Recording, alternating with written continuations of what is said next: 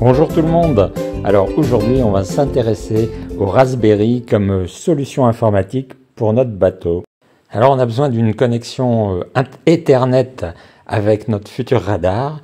On ne veut pas d'un système propriétaire d'une grande marque avec beaucoup de pépettes. Il faut que ça consomme électriquement le moins possible.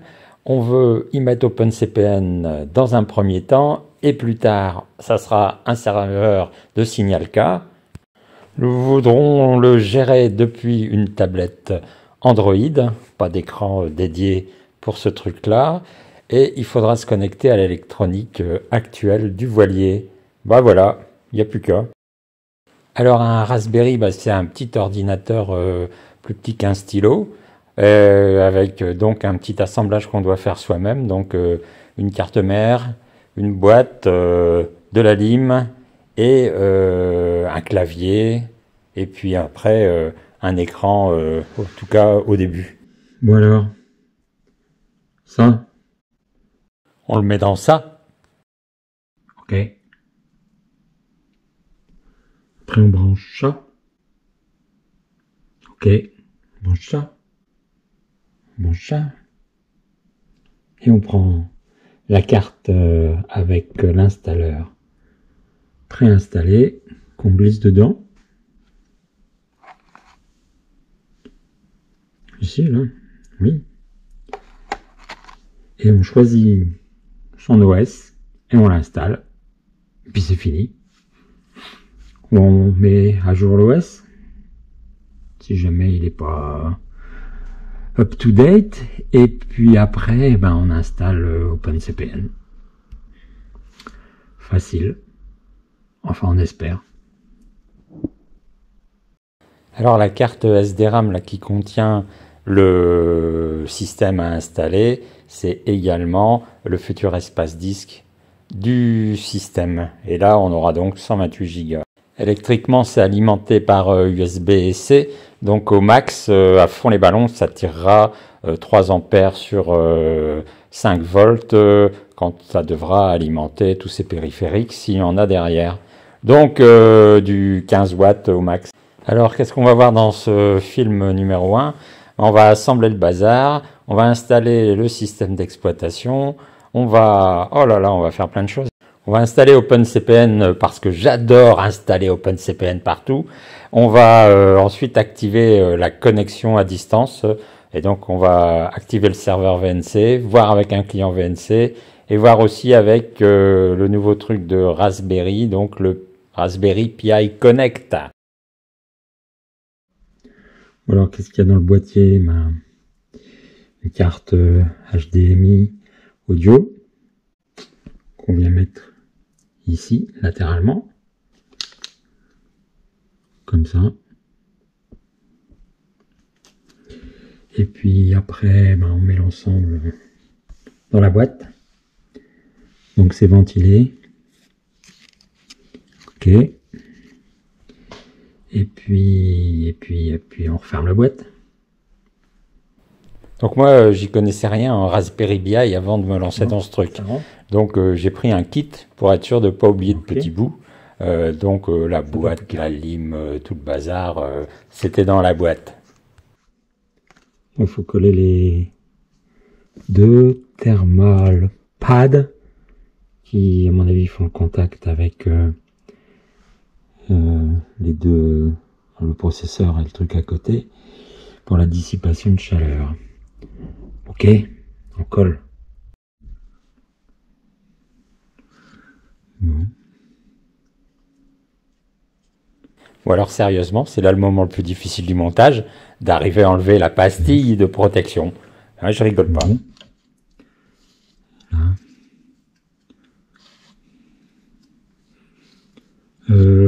Comme ça serait mieux. Oui.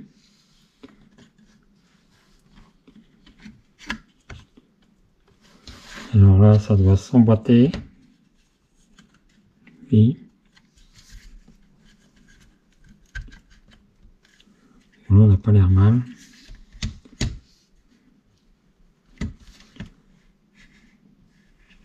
Ouais. Ouais. Et après, que tout est en face. Bon, et lui là,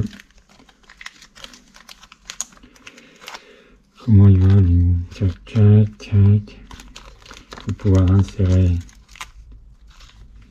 la carte. La carte, elle est là. La carte, donc ça va être comme ça. Ouais. Est-ce qu'on est bon? Ouais. Petite vis alors.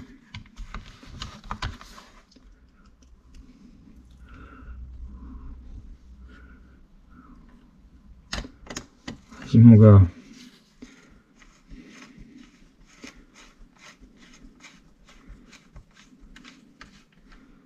Voilà. Fantastique.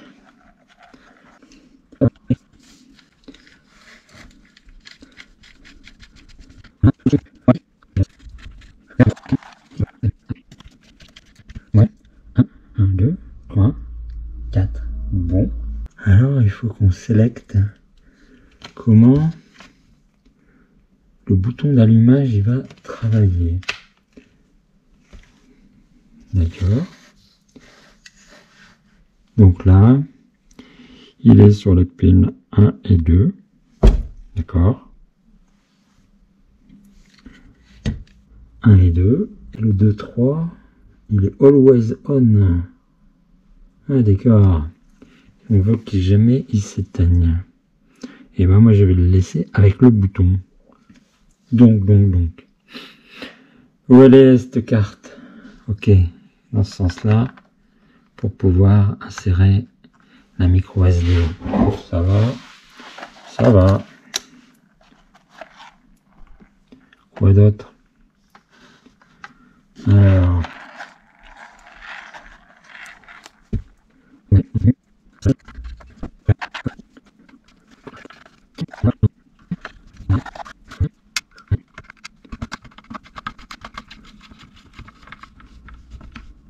Bon, c'est pas mal ça. Ok.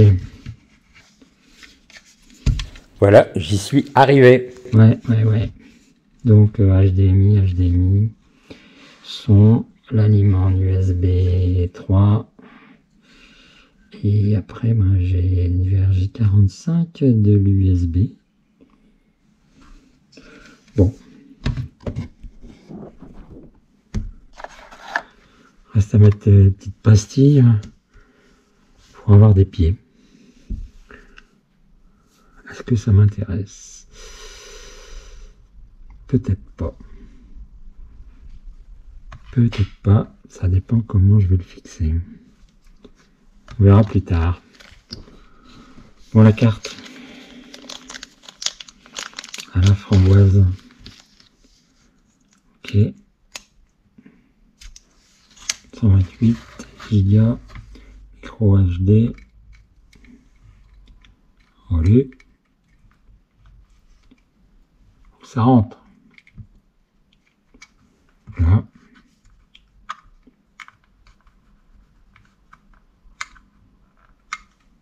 J'ai pas l'air mal ça.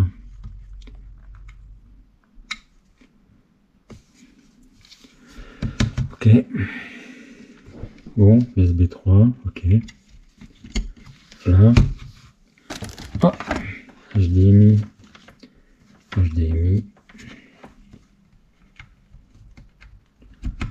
Ok. Ici. Ouais.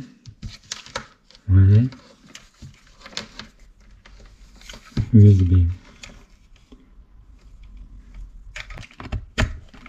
Là. Ça se précise.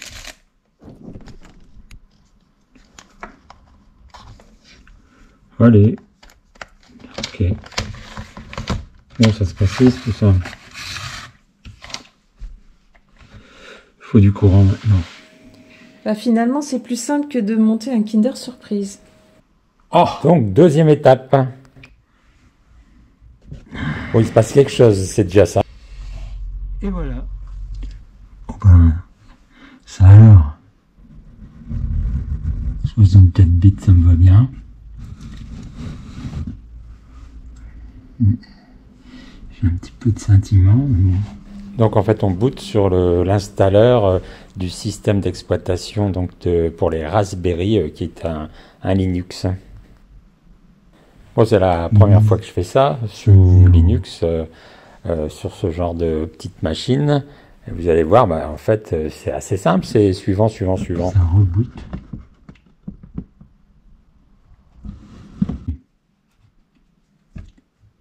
Bon, il commence par nous dire, bah, si tu as un clavier Bluetooth, bah, c'est le moment. Est-ce qu'on va arriver jusqu'à Next? Bah oui, faut mettre le dongle là, USB, Bluetooth, et puis il faut appareiller. Bon, derrière, la localisation qui nous intéresse. Alors, j'ai hésité entre le basque et le breton, mais pour finir, j'ai pris le français. Le français, allez. Time zone par... Merci. Alors là, tu dois créer ton utilisateur de base, qui sera le sorte de super utilisateur du système.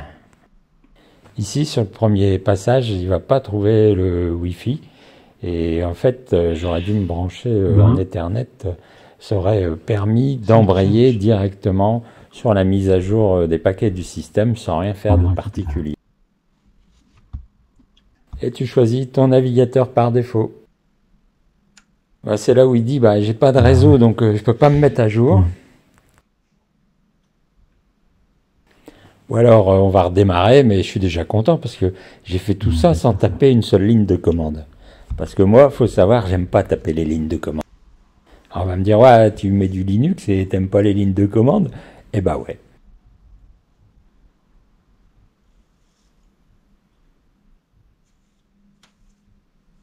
Ou alors qu'est-ce qui nous prépare?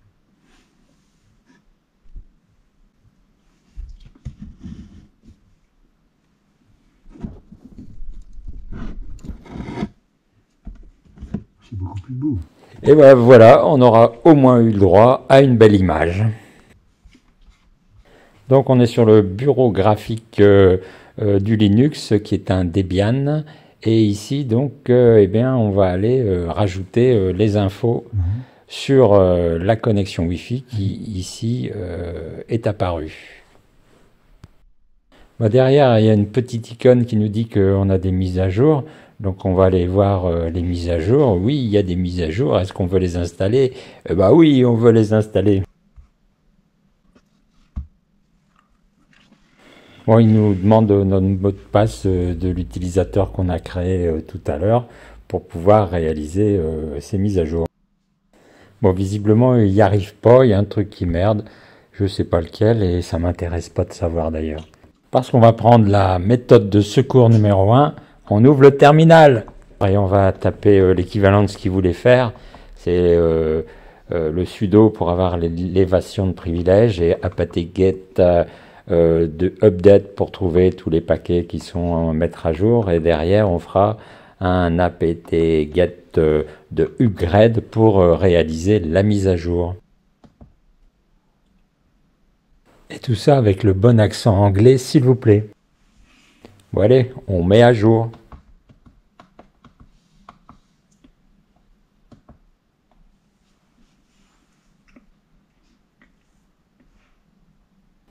Est-ce qu'on veut le faire? Oui. Yes. Ya. Ok. Allez, mets-le le oui.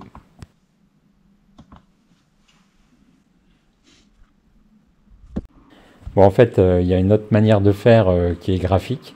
Donc on va aller dans le menu là qu'ils nous ont mis et on va chercher donc dans les préférences le logiciel, l'utilitaire pour ajouter ou enlever des programmes ou paquets. Et si on va voir dans les options, eh ben on voit qu'on a vérifié et mettre à jour les paquets, ce qui ferait encore la même chose de manière 100% graphique. Et oui, il faut prouver qui on est.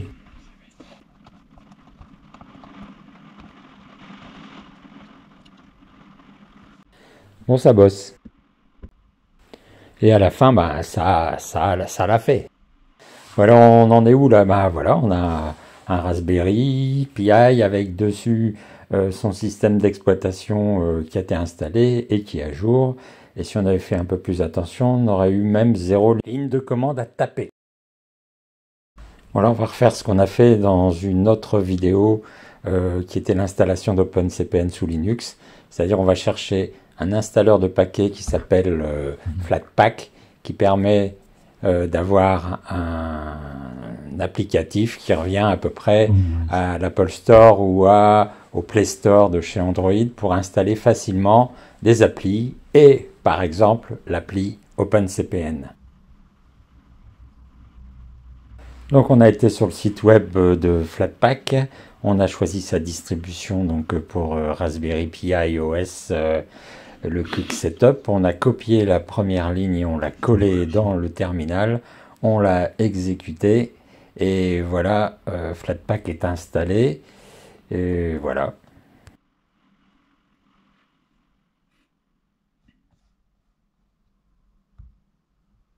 Et on retourne donc sur la page web de Flatpak.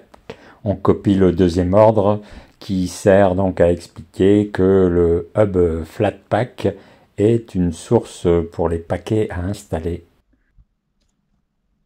On dit que oui, on a le mot de passe qui nous permet de faire ça. Et ça y est, il n'y a plus qu'à redémarrer.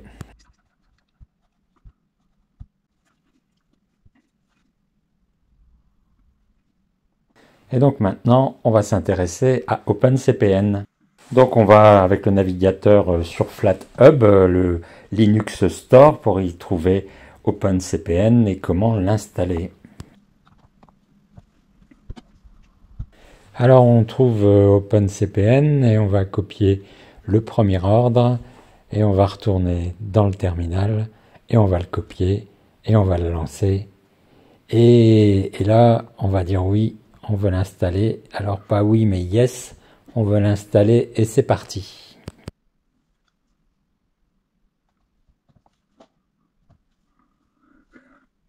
Et ensuite, on retourne chercher le deuxième ordre. Le deuxième ordre, c'est le lancement avec inscription de l'icône dans la barre des menus. Et ça y est, c'est fait, c'est parti pour les premiers paramétrages donc de base d'OpenCPN, répondre aux diverses petites questions, et puis voilà.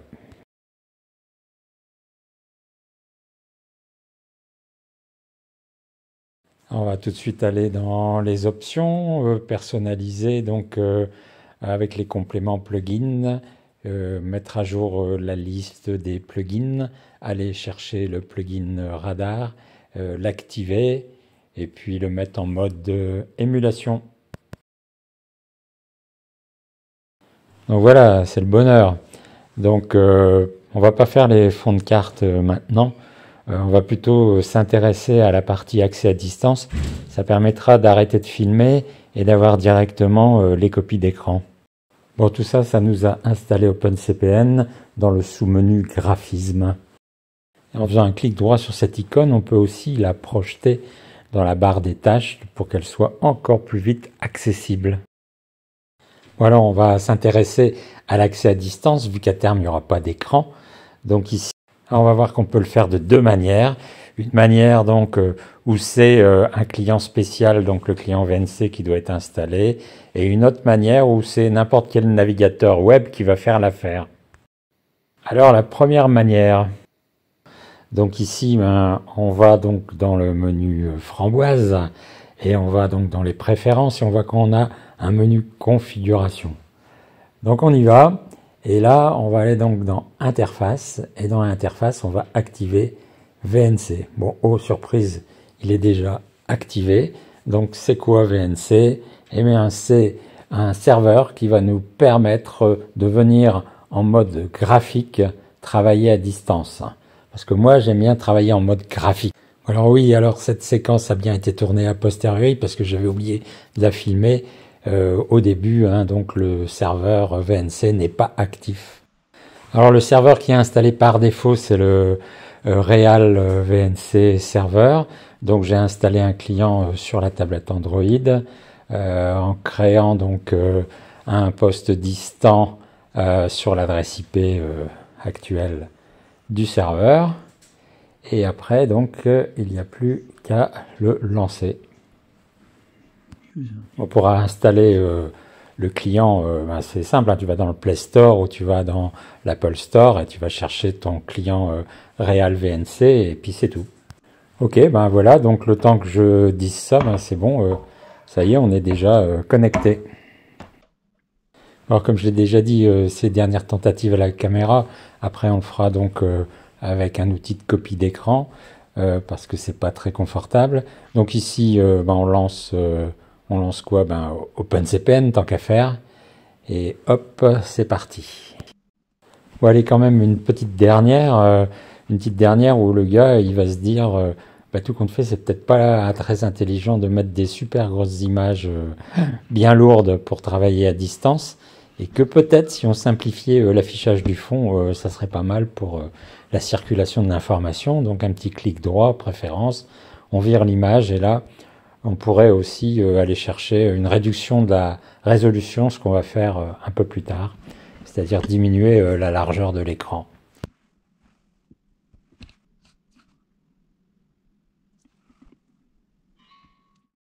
Alors, on va voir une deuxième manière de faire avec le produit donc qui est le serveur Raspberry Pi Connect. Donc faut d'abord l'installer, il n'est pas installé par défaut. Donc on fait d'abord un update pour voir si on n'a pas de nouveau paquet, puis on tape l'ordre qui installe le produit et on voit qu'on doit faire un redémarrage. Et derrière le redémarrage, on va découvrir qu'on a une nouvelle icône dans la barre de menu. Alors si on va voir dessus, on voit que on peut, que c'est désactivé pour l'instant et qu'on peut donc activer le serveur Pi Connect. Donc allons-y et une fois qu'on l'aura activé, on va voir que pour la première fois, il faut d'abord s'identifier, donc avoir créé un compte chez eux. Voilà, il y a toute une partie administrative qui est en fait plus longue que l'installation qu'on a faite précédemment. Donc on va pas faire tout le détail, hein, vous savez, créer des comptes à droite à gauche. Ce qu'on peut retenir donc, c'est qu'avec ce système, il faudra donc activer la double authentification. Et une fois donc on se double authentifie pour la sécurité, on va pouvoir déclarer et enregistrer notre Raspberry Pi chez eux. Et à partir de ce moment-là, le produit sera actif définitivement sur le Raspberry. Bon, cet enregistrement est gratuit. Bon, l'icône dans la barre des tâches a changé de couleur pour montrer que le système était opérationnel.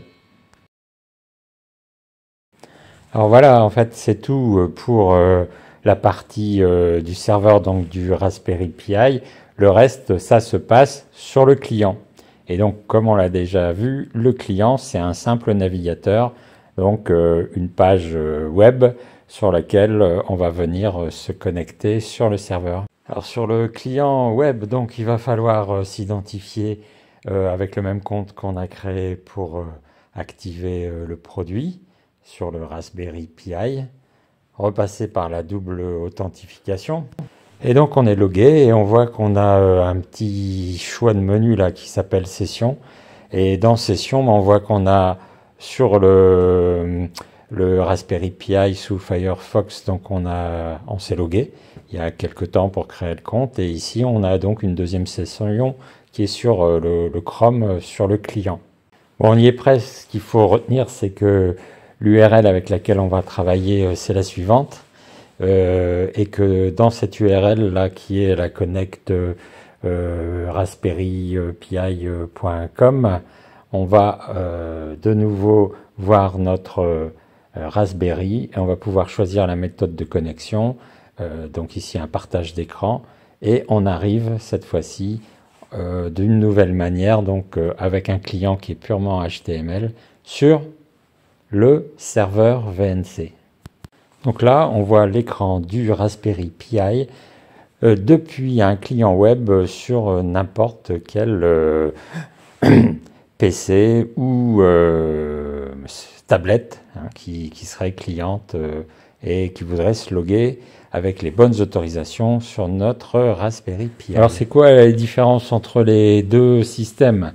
Eh bien, dans le premier, avec un client VNC, on est dans un mode d'émulation de souris. Donc, on déplace une souris et ensuite on clique là où elle est. Ici, on est donc dans un mode qui est plus tablette, c'est-à-dire on travaille directement en tapant avec les doigts ou en les glissant exactement comme si on était avec un OpenCPN sur la tablette. Donc, c'est plus sympa au niveau de l'interface. Enfin, moi, je trouve. Par contre, il y a quand même une chose, c'est que pour établir la connexion entre le client web et notre Raspberry Pi, on est dépendant du serveur qui est chez Raspberry. Donc pas d'internet, pas de connexion. Donc ça c'est pas cool. Donc on va dans la prochaine vidéo, parce que là je pense qu'on en a déjà fait assez pour cette première. Donc dans la partie 2, on verra comment on peut s'affranchir de tout ça. Alors quoi d'autre? Ben oui, si on veut arrêter le fonctionnement du PI Connect, eh bien c'est sur cette icône-là, hein, celle où on l'avait activé, on viendra faire le contraire. Alors vous avez pu aussi remarquer que maintenant il y a des fonds de carte dans OpenCPN, parce que je les ai installés entre-temps. Si vous voulez revoir l'installation sous Linux, je vous renvoie à la vidéo précédente qui s'appelle donc OpenCPN sous Linux. Mais bon, une installation de carte, hein, c'est un peu toujours la même chose, quel que soit le système d'exploitation sur lequel on est. Bon alors, si on regarde le bilan de la partie 1, tout ce qui a été assemblage, c'était quand même pas compliqué. L'installation du système d'exploitation, aussi simple que n'importe quel autre système, suivant. L'installation d'OpenCPN, donc il y a 2 lignes de code à taper, qu'on va copier, donc on va dire que c'est simple aussi. L'activation de la connexion distante, le serveur VNC, il est déjà installé, il n'y a qu'à l'activer. Le client VNC, on va le chercher sur un Play Store ou un Apple Store, donc ça c'est simple aussi. Et le client web, c'est peut-être lui qui est le plus dur, mais pas pour la partie technique, parce qu'il y en a bien pour 10 minutes à taper des identifiants et à créer des comptes chez Raspberry avant d'être opérationnel. Bon bah voilà, je trouve qu'on s'est plutôt bien amusé. Alors au programme de la partie 2, qu'est-ce qu'on va faire? On va poursuivre l'histoire du client web HTML, mais cette fois-ci sans être dépendant d'une connexion Internet, parce que ça m'intéresse. On va aussi faire tous des tests de mesure pour voir est-ce qu'il vaut mieux être en hotspot Wi-Fi directement sur la carte du Raspberry ou passer par un Wi-Fi déjà existant. Ensuite, on va aller dans le bateau, on va implanter l'alimentation électrique, l'intégration Wi-Fi, puisque le réseau du bateau c'est du Wi-Fi, et également récupérer le NMEA 0183. Voilà donc à bientôt, ou dans pas trop longtemps pour la suite.